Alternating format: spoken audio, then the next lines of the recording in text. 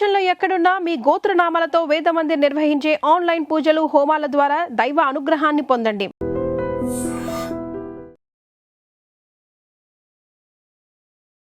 నమస్కారం, welcome to I dream. ధర్మ మార్గం విత్ వెజిత కార్యక్రమానికి స్వాగతం. ప్రస్తుతం మనతో పాటు ఉన్నారు అగస్త్య స్పిరిచువల్ ఆర్గనైజేషన్ వ్యవస్థాపకులు క్రియాయోగి ఆదూరి ఉదయ్ భాస్కర్ గారు. ఇప్పుడు వారితో మాట్లాడదాం. నమస్కారం అండి. నమస్కారం. మనకి ఆషాఢ మాసం వచ్చిందంటే దక్షిణాయన పుణ్యకాలం అనేది ప్రారంభమవుతుంది. ఈ 4 మాసాలు, రాబోతున్న 4 మాసాలు కూడా ఎక్కువగా దేవతారాధనకి సంబంధించిన మాసాలుగా ఇవన్నీ కూడా ఒక దీక్షగా చేసే వాళ్ళు కూడా ఉంటారు. మరి ఎందుకు ఈ 4 నెలలు కూడా అంత పరమ పవిత్రమైన మాసాలు, వాటి గురించి వివరణ ఇవ్వండి. మరి సంవత్సరంలో 2 యానములు అంటారు, ఉత్తరాయణం, దక్షిణాయనం. ఇవి ఎక్కడి నుంచి వచ్చినాయి, ఎలా అనంటే కాలగమనంలో ఈ ఉదయము సాయంత్రం అశ్విని దేవతలు అని ఉంటారు. ఆ అశ్విని దేవతలు ఈ ఉదయాన్ని సాయంత్రాన్ని సృష్టిస్తున్నది ఎవరు? అశ్విని దేవతలు అనమాట. ఆ అశ్విని దేవతలు వ్యక్తావ్యక్త స్వరూపాన్ని, అంటే వ్యక్తంగా ఉన్నదాన్ని అవ్యక్తంలోకి, అవ్యక్తంలో ఉన్నదాన్ని వ్యక్తంలోకి, అంటే రాత్రిని పగలు, పగల్ని రాత్రి. పగలు వ్యక్తము, రాత్రి అవ్యక్తం. అందుకని ఈ రాత్రిని పగలు, ఈ సంవత్సరము, నెలలు, ఈ కాలగమనం ఇవన్నీ కూడా ఈ అశ్విని దేవతల వల్ల ఏర్పడింది అనమాట. అందులో ఇప్పుడు ఈ ఉత్తరాయణం దక్షిణాయనము బయట మనకి తెలుస్తోంది 6 నెలల పాటు ఉత్తరాయణం ఉంటుంది, 6 నెలలు దక్షిణాయనం ఉంటుంది. ఇది ఆషాఢ మాసం నుంచి 6 నెలల పాటు దక్షిణాయనం ఉంటుంది. అంటే మన దేహంలోకి వచ్చే ప్రతిదీ మన దేహంలోకి అన్వయించుకోగలగాలి అనమాట. మీరు బయట ఏం చూస్తున్నారో లోపల అదే ఉంది. అందుకని వేదం ఏం చెప్తోంది మనకి, అండాండే స పిండాండే. అందుకని వేదం గొప్పదండి, మనకన్నీ మన దగ్గరే ఉంది వేదం అని అనే కన్నా, వేదం గొప్పది అని మనం ఏదో అనుకోండే కన్నా వేదమయమైనటువంటి జీవితాన్ని అనుభవించాలి అని పెద్దలు మనకి ఎకిరాల కృష్ణమాచారి గారు లాంటి వాళ్ళు మహానుభావులు సూచించారు. వేదమయ జీవితం, యోగమయ జీవితం, దాన్నే యోగమయ జీవితం కూడా అంటారు. 2 పేర్లు సమానమే. అంటే భగవద్గీత మనకేం చెప్తోంది ప్రామాణికంగా, యోగమయ జీవితాన్ని యోగయుక్తో భవార్జున అని సందేశం. భగవద్గీత సందేశం ఏంటంటే అనేక మంది వాళ్ళకి ఏం సందేశం శ్రీకృష్ణ పరమాత్మ స్ఫురణ కలిగించాడో వాళ్ళది చెప్తారు. అలాగే ఒకటి మా గురువు గారి ద్వారా నాకు అందినటువంటిది ఏంటంటే యోగయుక్తో భవార్జున. అంటే ఎప్పుడైనా గురువు శిష్యుడు, అడిగేవాళ్ళు శిష్యుడు, చెప్పేవాళ్ళు గురువు. చెప్పేవాడు శ్రీకృష్ణ పరమాత్మ, అడిగేవాడు అర్జునుడు అనమాట. అక్కడ జెండర్ ఏం లేదు.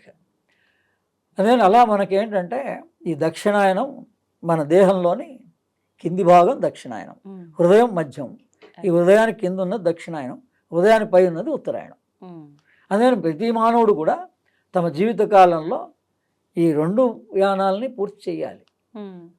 మనం ప్రస్తుతం ఈ కింద 3 నిమగ్నమైపోయి ఉన్నాం, రాగద్వేషాల్లో, లేదా ఈ మూలాధార స్వాధిష్టాన మణిపురాల్లోనే ఉండేటువంటి ఈ ప్రాబ్లమ్స్లోనే ఇరుక్కుపోయి ఉన్నాం. ఇందు నుంచి బయటపడటలేదు. మనం ఎవరో తెలుసుకోగలిగితే హృదయంలో ఉంటామండి. చంటి పిల్లవాడుగా ఉన్నప్పుడు, తల్లి గర్భంలో ఉన్నప్పుడు మనకున్న జ్ఞానాన్ని మనం తర్వాత మన జ్ఞానాన్ని మనమే కోల్పోయినాం. తల్లి గర్భంలో ఉన్నప్పుడు భూత భవిష్యత్ వర్తమాన కాలాలన్నీ ఈ జీవుడికి తెలుస్తాయి. మనం ఇప్పుడు జీవుడు కదా, జీవుడుగానే ఉంటున్నాం, నామరూపాలతో కూడా ఉంటున్నాం.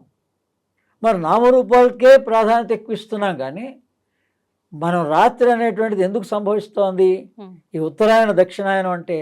అందుకని అది బయట మామూలుగా ఒక కాలంగా చూపించారు 12 నెలల్లో, కానీ దీని జ్ఞానం అంతా ఎక్కడుంది? లోపలే ఉంది.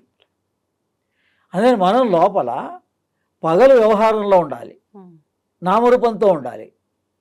రాత్రి అయ్యేటప్పటికి మనం పేరు తట్టినా కూడా నిద్ర లేవలేడు, గాఢ నిద్రలో ఉంటాడు. అప్పుడు ఏమైపోయింది? నామరూపం కూడా పోయింది, లేదు. ఇంద్రియాలు పడుకున్నాయి, మనస్సు కూడా నిద్రావస్థలోకి వెళ్ళిపోయింది. మరి ఉన్నదేంటి అనేది ఆ స్పృహణ రావటం లేదు మనిషికి. అవేర్నెస్ అంటారు దాన్ని. నిద్రలో ఏం జరుగుతోంది అనేది అవేర్నెస్తో మనం ఉంటే గాఢ నిద్రలో మనం అందరం కూడా భగవంతుడికి దగ్గరగా ఉంటాం.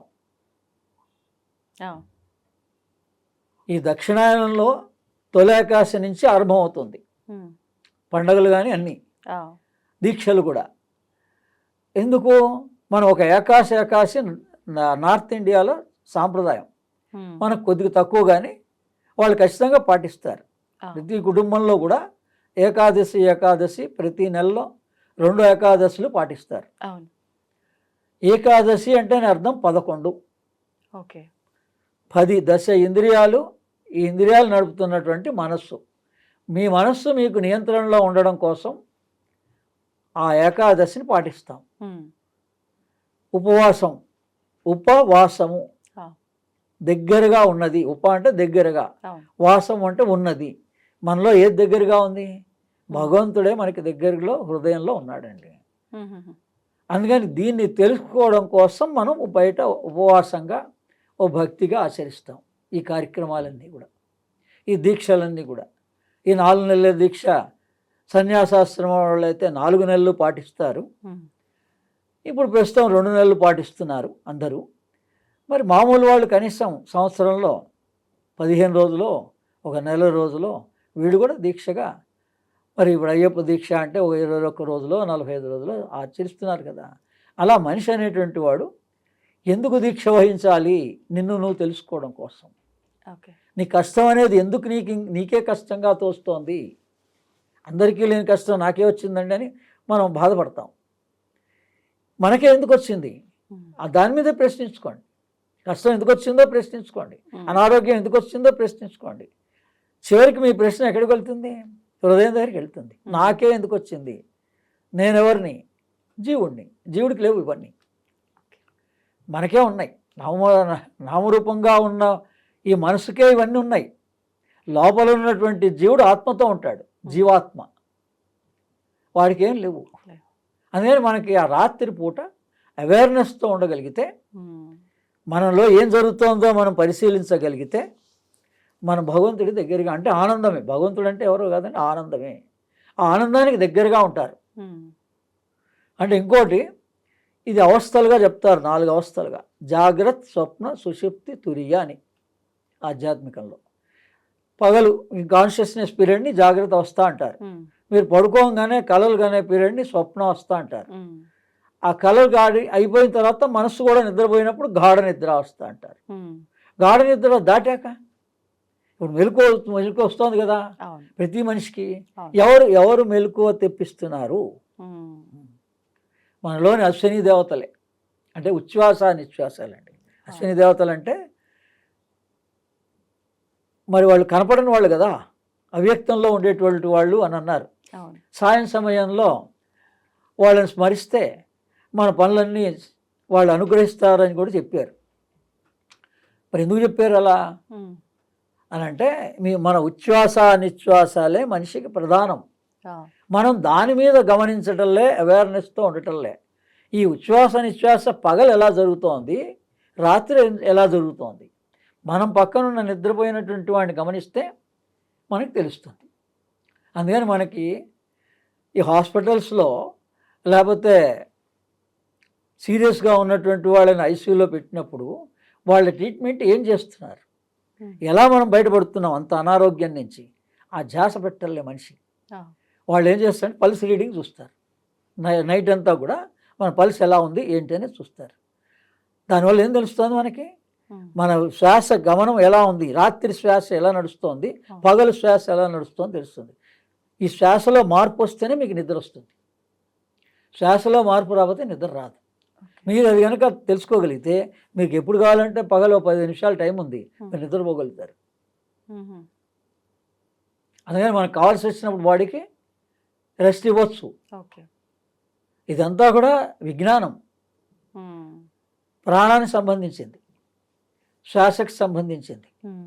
అందుకని ఈ దక్షిణాయనం ఉత్తరాయణంలో, ఈ ఉత్తరాయణం అంటే మన హార్ట్ సెంటర్ నుంచి పైకి మనలో ఉన్న 6 చక్రాలు ఉన్నాయి కదా, 3 చక్రాల వరకు దక్షిణాయనం, 3 చక్రాలు ఉత్తరాయణం. అందుకని వీటిని శుద్ధి చేసుకోవడానికి ఆ సమయాన్ని వినియోగిస్తారు.